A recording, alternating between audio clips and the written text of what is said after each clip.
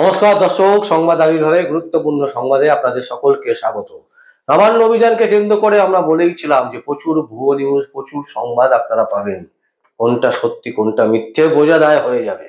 এই রকমই নিউজ আসছে, বারবার করে আসছে, এবং আজকেই একেবারে একের পর এক অভিযোগ উঠছে যারা নবান্ন অভিযান করতে যাচ্ছেন তাদের বিরুদ্ধে, যারা নবান্ন অভিযানে ডাক দিয়েছেন তাদের বিরুদ্ধে, যারা আরজিকর কাণ্ডের প্রতিবাদ করছেন তাদের বিরুদ্ধে। কি আশ্চর্য জিনিস! কালকে অভিযান আর তার আগের দিনকে একের পর এক অভিযোগ আসছে। কারা করছেন? তৃণমূল নেতারা। এইবারে যে অভিযোগটা এসছে সেটা হচ্ছে ভয়ঙ্কর অভিযোগ। কি বলছেন? অভিষেক ব্যানার্জির কন্যা, 9 বছরের কন্যা, তাকে নাকি ধর্ষণ করার হুমকি দিয়েছে যারা আরজিকর কাণ্ডের প্রতিবাদ করছেন তারা। দর্শক, আপনারা মিলিয়ে নেবেন, আপনারা ঠিক করবেন কে ঠিক বলছে কে বেঠিক বলছে। আমরা শুধু সংবাদটা আপনাদের সামনে তুলে ধরছি। বলছে অভিষেকের শিশুকে ধর্ষণের হুমকি, পশ্চিমবঙ্গ শিশু সুরক্ষা কমিশনের কড়া পদক্ষেপের ইঙ্গিত। দেখুন, ঘটনা ঘটেছে কি ঘটেনি, কি হয়েছে তাও জানে না কমিশন আদৌ, কিন্তু কমিশন কিন্তু হুমকি দিল। অথচ যে মেয়েটিকে সারা রাত ধরে রেপ করলো 19 জন মিলে, মানে একের অধিক, 2 জন হতে পারে, 5 জন হতে পারে, 10 জন হতে পারে, 15 জন হতে পারে, 19 জন মিলে, তার হয়ে কিন্তু বাংলার কমিশন একটা স্টেটমেন্ট দেননি। আমরা জাস্টিফাই করছি না, আমরা কোন রকমের জাস্টিফিকেশন দিতে চাইছি না। প্রশ্ন হচ্ছে শিশু কমিশন যারা, তারা ঠিক কথা বলছেন, কিন্তু প্রশ্ন হচ্ছে কারা বলছেন এই কথাটা? আদৌ কি তারা আরজিকর কাণ্ডের প্রতিবাদী নাকি তৃণমূলের সাজানো কেউ? সেটাও কিন্তু আপনাদের বের করতে হবে। যে শিশু রক্ষা কমিটি, পশ্চিমবঙ্গের শিশু সুরক্ষা কমিশনরা এত জোর গলায় বলছেন, তাদেরকে খুঁজে বের করতে হবে যে ওটা আদৌ কি তৃণমূলের লোকেরা করছে না সত্যি সত্যি আরজিকর কাণ্ডের যারা প্রতিবাদ করছেন তারা বলছেন। এটা বের করতে হবে। কি বলছেন? বলছেন তৃণমূলের সর্বভারতীয় সাধারণ সম্পাদক অভিষেক ব্যানার্জির 9 বছরের কন্যাকে ধর্ষণের হুমকি। আরজিকর ইস্যু নিয়ে এই প্রতিবাদ সভায় এই ধরনের কুরুচিকর মন্তব্য করা হয়েছে বলে অভিযোগ। এ বিষয়ে পুলিশের দৃষ্টি আকর্ষণ করেছে কমিশন। অবিলম্বে অভিযুক্তদের বিরুদ্ধে পদক্ষেপ করতে বলা হয়েছে। পুলিশের কাছে তাদের গ্রেপ্তারির দাবি জানিয়েছেন কমিশন।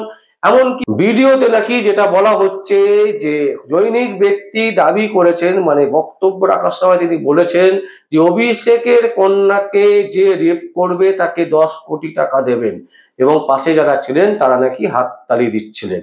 প্রশ্ন হচ্ছে, প্রথম প্রশ্ন যেটা আমাদের কাছে, যেটা প্রথম প্রশ্ন সেটা হচ্ছে এই যে ভিডিও, এই ভিডিও সত্যাসত্য কি যাচাই করেছেন শিশু সুরক্ষা কমিশনের যারা আছেন তারা? তাহলে আগে ভাগে এত কড়া পদক্ষেপ কেন? অভিষেক ব্যানার্জির কন্যা বলে, যদি অন্য কারোর কন্যা হতো তখন তো দেখা যেত না। আমরা আবার বলছি, আমরা জাস্টিফিকেশন দিচ্ছি না কোনো কিছুরই, আমরা শুধু প্রশ্ন করছি। এবং এই যে ঘটনাটা যারা করেছে, যারা বলছে, তারা কি আদৌ আরজিকরের প্রতিবাদীরা নাকি তৃণমূল কংগ্রেসের কিছু লোক সাজিয়ে নিয়ে তারা রাস্তায় প্রতিবাদ করছেন, তারাই কথাটা বলছেন? এইটা বের করতে হবে শিশু সুরক্ষা কমিশনকে, পুলিশকে বের করতে হবে, রাজ্য পুলিশকে বের করতে হবে সিবিআই কে। কারণ আমরা বারবার দেখতে পাচ্ছি তৃণমূল কংগ্রেসের পক্ষ থেকে বিভিন্ন রকমের ভিডিও ফুটেজ আনা হচ্ছে, যে ফুটেজে বারবার করে তারা প্রমাণ করার চেষ্টা করছে যে যারা আন্দোলন করছে তারা সবাই হচ্ছে বাজে লোক, একমাত্র ভদ্র লোক, ভালো লোক সেটা হচ্ছে তৃণমূল কংগ্রেস। আরো একটা ফটো দেখাচ্ছি দর্শক, যেখানে রাজ্যের যারা পুলিশ অফিসার, উচ্চ পদস্থ পুলিশ অফিসার, তারা বলছেন যে নবান্ন অভিযান বেআইনি, কারণ তাদের থেকে নাকি অনুমতি চাওয়া হয়নি। তাহলে কলকাতা হাইকোর্টে মামলাটা হলো কিসের ভিত্তিতে? আপনাদের আইনজীবীরা, সরকারের আইনজীবী মমতা ব্যানার্জির পোষা যারা 5 উকিল, তারা রীতিমতো ঘন্টার পর ঘন্টা সওয়াল জবাব করলেন, বললেন, আটকাতে চাইলেন। কলকাতা হাইকোর্ট স্পষ্ট বলে দিল যে নবান্ন অভিযান হবে, নবান্ন অভিযান আটকানো যাবে না। সুপ্রিম কোর্টও সেই সিদ্ধান্ত দিয়েছে। তারপরে এখন নাকি কলকাতা পুলিশের উচ্চপদস্থ অফিসাররা তারা বলছেন তারা নাকি জানেনই না। দেখুন দর্শক, সেই সেই নিউজ দেখাচ্ছি, আমরা ছবি দেখাচ্ছি। প্রেস কনফারেন্স করে তিনি বলছেন, তার মানে একটা কথা তো পরিষ্কার হয়ে গেছে যে তৃণমূলের যারা মাথা আছেন, মমতা ব্যানার্জি, তিনি যেন তেন প্রকারণে চাইছেন নবান্ন অভিযানকে বানচাল করতে।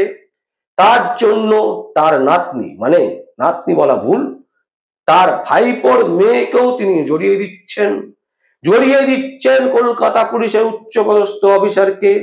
তারা নাকি জানেনই না, মানে বিভিন্ন দিক থেকে কুণাল ঘোষকে নামিয়ে দিয়েছেন ভুয়ো ভিডিও ছাড়ার জন্য। বিজেপির একজন দুজনকে গ্রেপ্তার করিয়ে নাও। বিজেপির বিরুদ্ধে রীতিমতো আজকে কংগ্রেস সিপিএম তোপ দাগছে। কারণ কারণ বিজেপি নাকি এই সমস্ত কথা বলেছেন। কি বলেছেন? বিজেপির মন্ডল সভাপতি, মানে মন্ডল সভাপতি ছাড়া আর কাউকে পায় না কুণাল ঘোষেরা, তৃণমূল কংগ্রেসরা। এর আগেও আমরা সন্দেশখালীর ঘটনা দেখেছি, সেখানে দেখেছি অভিষেক ব্যানার্জির নেতৃত্বে কিভাবে ভোটে জিতেছে। ভোটই হয়নি, সেই নিয়ে কলকাতা হাইকোর্টে মামলা হয়েছে, থাপ্পড় খেয়েছে রাজ্য সরকার, যে তাতেও শিক্ষা হচ্ছে না। এইবারে আবার নতুন ফলা কৌশল, অভিষেক ব্যানার্জি তার নিজের কন্যাকে পর্যন্ত রাজনীতিতে ঢুকিয়ে দিচ্ছেন না, একেবারে ঢুকিয়ে দিলেন। 9 বছরের একটি কন্যাকে পর্যন্ত ছাড়ছেন না অভিষেক ব্যানার্জি। কারণ রাজ্যে টিকে থাকতে হবে, মধু আছে, এই মধু ছেড়ে কে যাবে, কে সরবে? সরলে তো খেটে খেতে হবে। আর এমন ডিগ্রি নেই যে খেটে খাওয়ার মতন যোগ্যতা আছে এই লোকেদের। অভিষেক ব্যানার্জি, মমতা ব্যানার্জি যদি রাজত্ব চলে যায়, এরা রাস্তায় না খেয়ে পেয়ে মরে যাবে, কাজ পাবে না। রাজ্য কারো বিদেশেও এরা কাজ পাবে না, কারণ সবাই জানে চোরেদের ফ্যামিলি, তাই কাজ পাবে না। শিক্ষা দীক্ষার কোয়ালিফিকেশনও সেরকম নেই, শুধুমাত্র ভুয়ো কোয়ালিফিকেশন, ডক্টরেট ভুয়ো। তো এই জায়গায় দাঁড়িয়ে আছে। তাই দর্শক, যারা নবান্ন অভিযানে সামিল হচ্ছেন, যে সমস্ত লোকেদের কাছে আমরা আবার করজোড়ে হাত জোড়ো করে আবেদন করব যে ভুয়ো ইয়েতে পা দেবেন না। রাজ্যে বড় রাজনীতির খেলা খেলেছেন মমতা ব্যানার্জি। কংগ্রেস সিপিএম একজোট হয়ে বিজেপিকে আক্রমণ করছে, যেখানে সবাই মিলে এই আন্দোলনে আসার কথা ছিল। তার মানে ইতিমধ্যে কংগ্রেস সিপিএম কে কিন্তু সরিয়ে দিল, একটা পোর্শন কিন্তু সরে গেল নিজেদের স্বার্থে।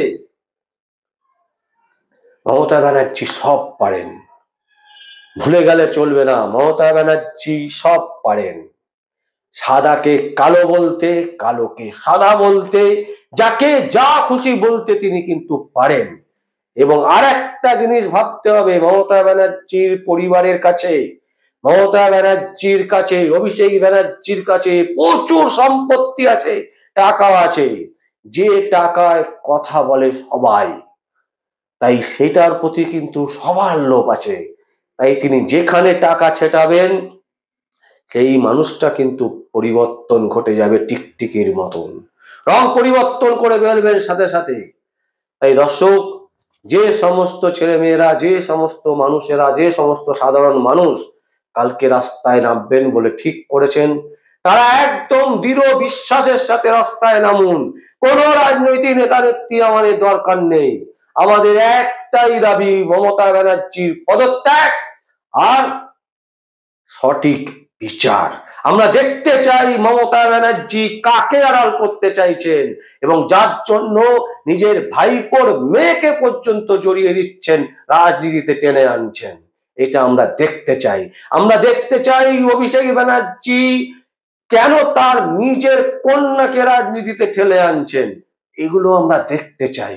তাই দর্শক, যারা কালকে এই অভিযানে যাবেন, দয়া করে এই অভিযানকে বানচাল করার চেষ্টা করবেন না। আপনাদের ওপর হাজার সমস্যা আসবে, যেটা শুরু হয়ে গেছে আজকে, গতকাল থেকে, কালকেও কিন্তু এই সমস্যা চরম পর্যায়ে পৌঁছাবে। কিন্তু দৃঢ়তা থাকুক, বিশ্বাস থাকুক মনে, মাথায় থাকুক বুদ্ধি, আর সেই বুদ্ধির জোরে আমরা সবাই জয় করব নবান্ন। এই স্লোগানই হোক কালকের একমাত্র স্লোগান।